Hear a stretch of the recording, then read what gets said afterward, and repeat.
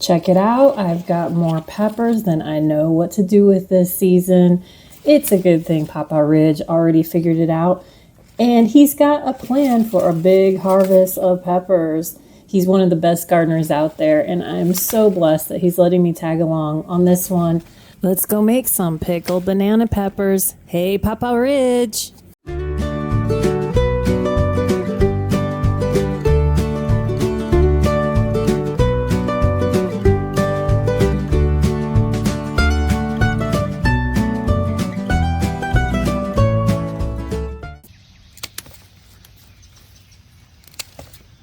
Hey, we're in the kitchen with Chef Pawpaw Ridge. So today what we're going to do is we got a lot of banana peppers and we're going to make pickled banana peppers. So this is a very simple recipe. What you need is 1 cup of vinegar, 1 cup of water, 2 tablespoons of sugar, 1 smashed garlic.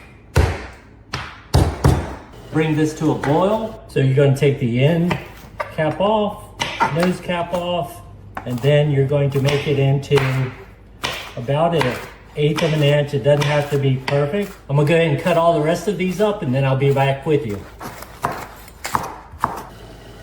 So we have our boiling water now. So we're going to go ahead and add these.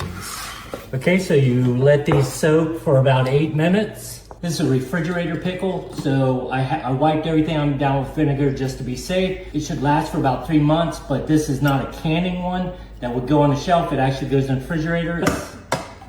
Give me a bunch of it. And I'm gonna go ahead and do the second one, and I'm gonna fill it to the top. Gonna crunch it down a little bit to make sure they're nice and packed, and I'll be right back with you. These are refrigerator pickle, remember? So they'll stay about 3 months in the refrigerator. We'll definitely go through these, this amount and that time. A simple pickled banana pepper recipe. Have a great day.